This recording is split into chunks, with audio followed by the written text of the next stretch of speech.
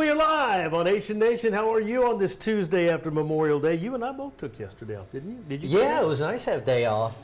Jared came in, filled in for me. So now, I don't know about you, I'm all kind of out of whack. Same here. You know, because now it's 3 straight days where I actually didn't have to be up at like an ungodly hour. So today it's been a little bit rough, but can't complain. We were a little nervous in the morning show when Diane retired, and we didn't know who was going to be promoted or whatever, and then it got to be you, and the nerves kind of went down a little bit, but now we love it. My question to you is, how have you adjusted? Oh, it's been great. I mean, you guys have done this so much longer than I have. I don't know if you ever fully adjust to a schedule like that. I don't know what time your alarm. I set mine 2:30ish, depending on the day. Some days it's earlier than that, so you know it's just not natural. But it's a fun show. You and I pick on each other, but you know we're great but friends. We know when to be serious, though. Yeah, but no, I've loved it. There are days where it's kind of rough. You get tired, but no, it's been great. Now, you don't need a box. I'm standing on a box to kind of make myself tall as you are, but I'm not. You're not. What? Don't tell me you're 5'8". You're 5'7". I was in Calandro's yesterday, and I'm walking out, and the cashier saying, "Boy, you're sure a lot smaller in person." I said, "Hear that one every day." They never tell me I'm a lot smaller. They tell me I'm a lot shorter. But nonetheless, Steve Capporotta is with us today on Ahysen Nation. Glad to have him here. Hurricane season starts today. Hurricane special tonight at 6:30. And you guys always, y'all don't recycle from last year. Y'all do a whole new show every single year. Yeah, I mean, we want this to be good stuff and stuff that people are going to be interested in. Hopefully some educational stuff to help get you ready for the season. So my story tonight, as you got to hear this morning, we talked a little bit about it on the morning show, but I guess about a week or so ago, went to Lake Charles, and we talked to a couple of people, obviously, that went through both Laura and Delta, and that incredible, you know, the recovery from that. Well, on top of that, so Johnny, we talked to 2 people. One of them mostly impacted by Laura and Delta. This gentleman had over $100,000 worth of damage in his home. And I think he's valued around $200,000. So it's a lot of damage to his house. And then we talked to another lady that had significant damage from the hurricanes, and then that flooding that came our way 2 weeks ago and hit us on the Monday night. Those same storms hit Lake Charles earlier that day and flooded parts of the city. We talked to a lady that had literally completed the repairs on her home Sunday morning. They put in the last baseboards and trim, and then Monday the house flooded, if you can imagine. So it's just been one thing after another. So those are the couple of people we talked to tonight. Really interesting, and it really shows you how rough it's been. Well, interesting and sad. It's yeah, just, very sad. And then I'm going to scoot our camera over just a tiny bit, and I'm going to kind of get out of the shot. And for me, that's I've got a connection in Lake Charles where I started my TV career at our sister station, KPLC. 22 years ago when I started. Some of the viewers remember KPLC broadcasts out of here. Really, once the storm was hitting and in the aftermath for weeks after, their tower, part of the tower snap, came through the roof of the studio. Their staff severely impacted. So yeah, quite a connection there. Wild. Well, I'm going to kind of lead you right into it here. We've changed the background so that we can have access to your equipment in the studio.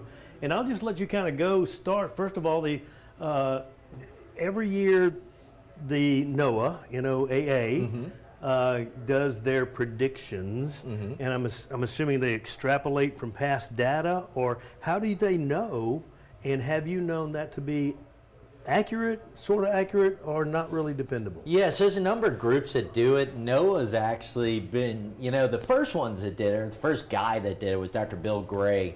He was based out of Colorado State, which people always get a kick out of the fact that the guy was up in Colorado forecasting hurricanes, but he had spent his whole life researching tropical weather, and back in the 80s, kind of stumbled across this connection between El Nino and hurricanes, and that blossomed into him doing these seasonal forecasts. He passed away a few years back, but he had already passed the baton on one of his students, Dr. Phil Klotzbach, who has continued that. But they've done it for, since the 80s, like I said. NOAA got in the game probably, I don't know, lost track, maybe 10, 15 years ago. A number of other universities do it, so there's a bunch of groups that do it now. But they look at a couple of things. Number one, the thing I mentioned, Dr. Bill Gray, he initially discovered, basically, when we had an El Nino, most people have heard of El Nino by now. Basically, when you get El Nino, the water in the Pacific near the equator is warmer than normal. Well, what does that mean for us? Well, it actually impacts a lot of things. Most importantly for hurricane season, when El Nino develops, we get more wind shear in the Atlantic. That's when winds kind of come across the Pacific into the Atlantic and rip the storms apart. So Dr. Bill Gray figured out when we've got these El Ninos, the Atlantic tends to be quieter.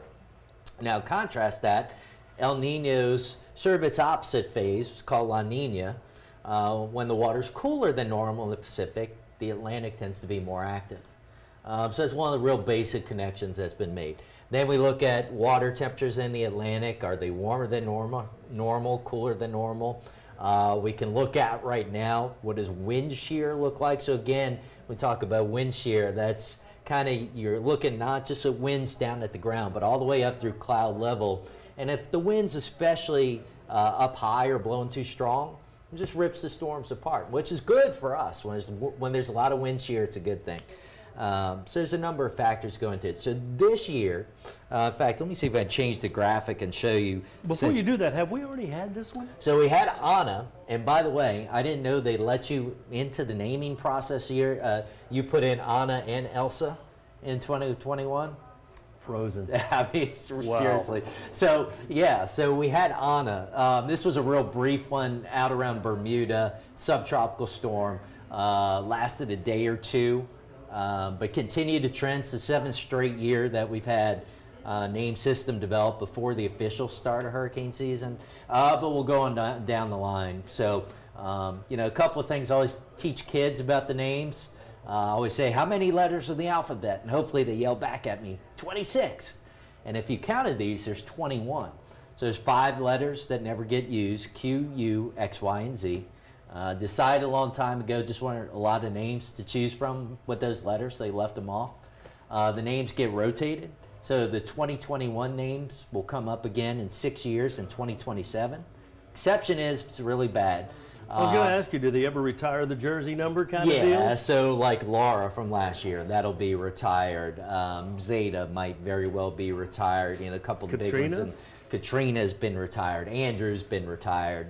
Some major ones like that. And that was kind of how we ended up with Anna and Elsa. Those were not really on the original list. I'd have to look back and see what names have been retired.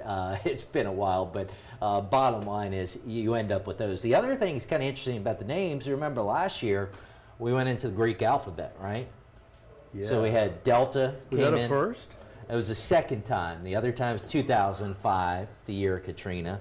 Well, they decided this off-season they're not going to use the Greek alphabet anymore if we do go through all the names. So that'll be the last time we ever use the Greek alphabet. So now they are just going to have some extra names kind of on reserve. Will they go back to A? Yes, and they were concerned with the Greek alphabet thing, exactly what I was kind of talking about. You know, we retire names when a storm's really bad. Well, they didn't want to retire Greek names. There's only so many letters in the alphabet. So if we ended up with a Delta 2020 and we came back to a Delta 10, 20 years from now, it would get confusing. So they decided to do away None with of us that. could pronounce one of those last year. What was it? I can't even I'm trying to remember. Well, there was Cristobal. Cristobal, that was it. Yeah, that was one of the I always hard kept ones. saying Chernobyl, but Diane would correct me. And the Hurricane Center, if you go on their website, there's actually a pronunciation guide. Sometimes that just even adds to the confusion when you try to figure it out. So you asked about the forecast. Let me see if I can pull up the forecast numbers here. You were so high tech with all of this. Yeah, well, I'm trying to be. We're way away. I'll give you a tour of the little room we're in later after the show, but he's accessing stuff in the weather center. How fancy is that? Look at this. So, I was telling you about Dr. Bill Gray, and then Dr. Phil Klotzbach took over Colorado State. So they came out, they were forecasting 17 named storms, 8 hurricanes, 4 majors. NOAA came out with their outlook. Instead of giving discrete, exact numbers, NOAA gives a range, 13 to 20 named storms, 6 to 10 hurricanes, 3 to 5 majors. So both of these are really similar forecasts when you look at it, and both of them are basically implying probably another somewhat above normal season. This is another thing that changed this year, the average. So NOAA uses a 30-year average for this column. So they updated to reflect 1991 through 2020, and these numbers went up. So we've kind of seen an increase in storms in recent decades. So now what we kind of call the new normal is 14 named storms, 7 hurricanes, and 3 majors a given season. The other thing you asked about was how accurate are these forecasts? On a whole, they do well enough. The group Colorado State, they openly release verification numbers every year, and most of the time they do pretty well. They've had some busts, but the takeaway for you and I and anybody watching today is, is there value in those numbers? And the answer is probably not that much, because it doesn't tell us a whole lot about ultimately where they're going to end up, right? Mm-hmm. Well, that's Now, what I was going to say. This scares me, but it doesn't show you where. Right. So, it's good for awareness. And it's good on the research side of meteorology, too. We're learning because of stuff like this. But for the end user at home, probably not that valuable. The example we always give here in Louisiana was Andrew, 1992. Think about when Andrew hit. It was late August. It was the A storm, late August, all right? We've already had the A storm this year. That's right. I hadn't thought The about A that. storm in 92 didn't form until late August. 92 overall was a really fairly quiet year in the Atlantic, just by storm counts. But one of them was Andrew, and that one came right into Louisiana. After, of course, going into Florida as Cat 5, it came into Louisiana as Cat 3. So that's why we say it only takes one. It's the cliche, but it's very true. Well, that brings up another question, too, that I was thinking about for our visit today. Is hurricane season shifting? Are we going to see the first of hurricane season earlier than June 1st in the near future? Yeah, so one thing the Hurricane Center did this year that people, all these products, it's amazing, the internet, and we just show more and more on TV. So what we call the tropical weather outlook, that's where you'll see kind of the yellow circles and the percentages. This thing has a 20% chance of developing, 30% chance. Those tropical weather outlooks, as long as they've been around, they would start coming out on the first day of hurricane season today. Well, this year the Hurricane Center changed things up a little bit, and they started issuing those on May 15th because we've seen more and more with these storms developing earlier. Now they haven't pushed up the official start of hurricane season. It's something that's being considered. Doesn't matter, But are you seeing a shift in the storms? Like, for instance, if the storms start hitting earlier, are they going to end earlier? They're not going to end earlier. Are they starting earlier? Maybe, maybe not. Part of what we're seeing in terms of more storms is better detection. Satellites getting better, We have better techniques. You know, the thing, Anna, what we called Anna this year, that was out around Bermuda, which was really just a little spinning low. It got classified. You know, I was talking to Jay about this recently. I'm not even sure 15, 20 years ago that one would have gotten a name. So some of it is just in how we're detecting these and maybe even being a little more liberal with naming them. So I'm not sure that things are necessarily that there's a real trend towards things forming sooner, as it's more about us just detecting more. Well, so it's invest number and then tropical depression and then tropical storm is when it gets the name. How does that progress? Is it wind speed or is it barometric pressure, or how does that? When do you know when to name it? So invest is another thing that, you know, has really come into the public lexicon that wasn't there long ago. That basically just means we're kind of keeping an eye on something that's in its real early stages. But once you get an area of low pressure that's organized and kind of spinning, there's no official criteria on the wind speed, but it's got to have a well-organized center of circulation down at the ocean surface. Got some organized storms around it. That's when it comes to tropical depression. Once you hit that depression stage, then it's 39 miles per hour. Once you get sustained winds of 39 miles per hour or higher, tropical storm, it gets a name. And then once those winds reach 74 miles per hour, that's when it becomes a hurricane. And then you could go on to a major hurricane as 111 or higher. But those are the different. Well, so Anna had to be 39 or higher. Do you remember what the peak was of wind speed? For yeah, that? it might have been 45 maybe. It was a minimal subtropical. So another thing is subtropical storm, wasn't fully tropical. And it's the perfect example again. So it wasn't even fully tropical. It got the name. So yeah, there's a lot that goes into it. Ultimately, when you talk about the early season stuff, we usually make out pretty well. In fact, let me pull up another graphic here.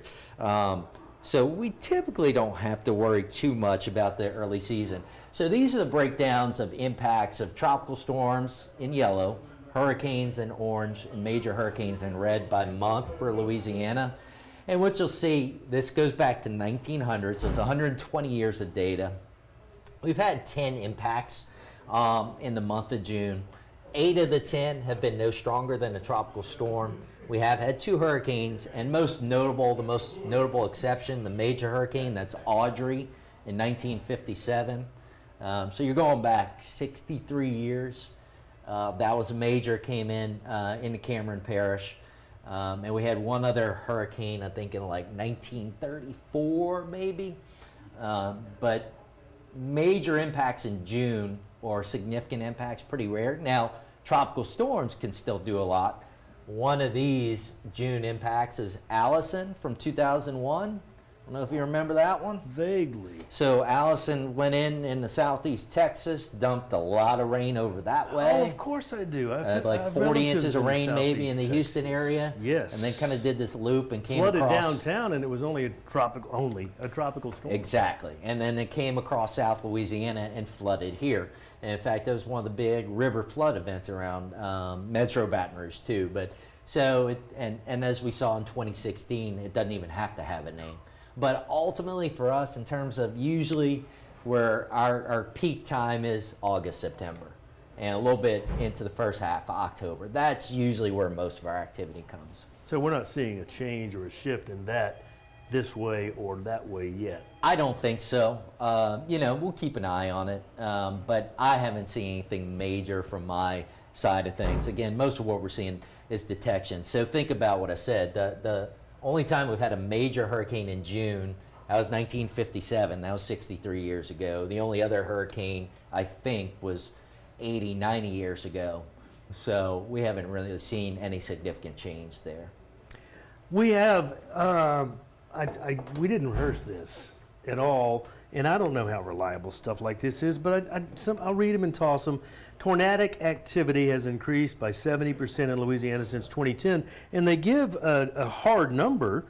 For instance, from 2000 to 2009, it shows that Louisiana had 328 number of tornadoes, and now from 2010 to 2019, 559, an increase of 107. And then places like Kansas it shows a decrease in 89. So in Kansas, is always, you think of Wizard of Oz and Tornado Alley and things like that. I don't know where I stand on climate, on global warming. I do believe in climate change because climate has been changing since the beginning of time. What does this say anything to you? Does this? I think the tornado trend that you see, we're kind of back to the same thing. It's better detection, and tornadoes especially. It's not so much, that's a 20-year period, 2000 to 2020. It sounds like, we've had pretty good radar detection through that entire range of time, 2000 to 2020. But we're getting much more reporting, ground level reports from people seeing them and doing a better job of surveying damage. I think the other thing you got to be careful with is that's a relatively short sample size of 20 years. And there are definitely up and down cycles, natural cycles, and things like tornadoes that'll vary regionally. We had a couple of big tornado outbreaks, so no doubt about it. A couple of big February ones, 2016 and 2017 were the two ones. Here in Louisiana, so that adds to the account. I wouldn't take too much from that anything's necessarily changing. Now, there's definitely a lot more awareness to why Tornado Alley probably got its moniker, its name, is because it was a great place to actually see them, right? You get out on the plains, big open spaces, you can easily see these tornadoes. And a lot of times the ones in the plains, when we get tornadoes down our way, a lot of times they're wrapped in rain. We tend to have, I know this sounds silly to some people, but we tend to have wetter thunderstorms down here along the Gulf Coast than you're going to see up in the plains often. So a lot of times it's easier to get a clear view of one up there between the terrain. We got pine trees and trees for days, down here that make it hard, even though the terrain is flat. And then B, a lot of our tornadoes are rain wrapped, so it can be hard to see. But Tornado Alley, I think, initially got that kind of label because that's where so many people could see them. But there's been a lot of research showing that really, especially just north of us, but North Louisiana through Mississippi, Alabama, parts of Arkansas, Tennessee, it was given a name in one research paper 10 years or so ago. There was Tornado Alley. This other group called it Dixie Alley for tornadoes. But really this so-called Dixie Alley gets as many, if not more, tornadoes than what has traditionally been labeled Tornado Alley does. Fascinating. You gave us a little tease. We have about 5 or so minutes left on tonight's special. Always something to TiVo or to DVR or whatever. 6:30 to 7 tonight. Yeah. And you spent some time in Lake Charles. I went to Beaumont maybe 2 months ago and got off the interstate in Lake Charles, and it wasn't sustained, but there were a couple of places, if you looked at it, with with blinders on, looked like the hurricane happened yesterday. Right. But so how did you feel about Lake Charles last week? And give us a little tease about what to expect tonight. Yeah, I think you described it well. It's real hit and miss. I think in a lot of places it's kind of what you would expect about 9 months after the storms. You can see there's been recovery, but there's still some lingering damage. Even on the places that have been fixed up, there's still some repair. And then there's some that look like they've been untouched. For instance, the big skyscrapers, the Capital One building, I think is what it's called now. That one looks like it's largely been untouched. I don't know if they're deciding if they're gonna fix it up, but right now all those windows still sitting with plywood, even a week ago. But no, you can see it, and where you can even see it too is just the trees that are standing. You see you make out how bare they are, how many limbs they're missing. You can tell something big. Obviously lots of trees were toppled, but the ones that weren't are still bare. So it's going to be a long recovery, but it seems like most of the people there are handling it well. They're wrestling with insurance, which we all know how that, so many people went through that with the flood here in 2016 and just again now 2 weeks ago. Well, you mentioned whether you're in your flood zone or not. It's just stupid not to have flood insurance. Yeah, I hate to say that word, but no. I say that because I don't have it because I'm not in a flood zone, but I've got an email I shot off to my insurance agent this morning because there's a waiting period. Yeah, so if you were to buy flood insurance today, it's 30-day wait period. So you're not even going to have that flood insurance until first day of July, probably, second day of July. It's an invaluable, and it's a great investment. You know, $450 a year kind of deal for if you're not in a flood zone. It's real easy when you go to sign a mortgage and they tell you flood insurance not required. Okay, I'm not going to get it. If you're in South Louisiana, get it. You know, I forget what the exact number is, but it's something like 1 in 4, maybe more than that, homes that flood are outside of the 100-year flood zone. So it's not an insignificant number. So just don't think, even if you're, you know, I even saw it in my neighborhood. We're in a relative high spot. Had 0 issues 2016. Some people might remember the June 2019 flood that came early on the morning.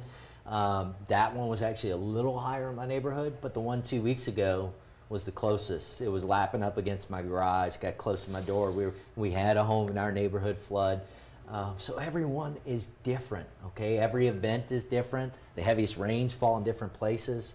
But just because you got through past events, don't think that's going to make you safe from the future ones. Now, you were predicting for this week some extended rain shower activity coming up. Are you worried about Lake Charles for this week? Yeah, I mean, we're going to have to keep an eye on that. We're really, you know, all across everybody, all of South Louisiana has been too crazy wet. Baton Rouge ended up with our 3rd wettest spring on record, March through May. Close to 31 inches of rain during that stretch. Our rainfall records go back to 1892, I think it is. So 3rd wettest in about 130 years. And we were less than an inch away from the record. We were right there. And so obviously there are places, you know, still some of those neighborhoods around St. Gabriel, still some neighborhoods in Ascension dealing with high water, places around Bayou Sorrel. So we're going to have to keep an eye on it because, you know, we start getting some heavy rain again in the days ahead. The creeks, the bayous, they're going to start coming back up, and that could be a new problem. So you're not only kind of keeping an eye toward the west, you're worried about us a little bit. Yeah, and not only talking hurricane season on this first day, but just talking about rain that we have to watch. That is crazy. Cap, wow. We could sit here and talk to you all day. This is just fascinating stuff, and you're a student of that. And then we'll be on tonight at 6:30 for the hurricane special. Yeah, it should be good. Yeah, so Jay's going to talk about some of the forecasts we talked about. Jared's going to get into something you kind of talked about a little bit. Are we getting more storms? He's going to talk about that. I think Jeff is looking at how we classify hurricanes. You know, the Saffir-Simpson scale, is that still a good scale? Do we need to change? There's going to be lots of good stuff. So make sure you catch that at 6:30. Steve Capporotta, thank you, my brother. Yes, Appreciate you indeed. coming in. Big Ahysen Nation show. We're going to wrap it up, send him back into the Weather Center. When will rains be here today, did you say? So we'll start to get some stuff later this morning and kind of off and on into the afternoon. And that's just going to be the case. It looks like right on through the week on into the weekend. Wow, thank you very much. Don't miss it tonight. By the way, if you're watching us on YouTube, hit that like button and let's get some more likes on YouTube. It's Ahysen Nation on a Tuesday mornings at 10 o'clock, right here on WAFB+. Thanks for joining us. We'll see you later. Bye.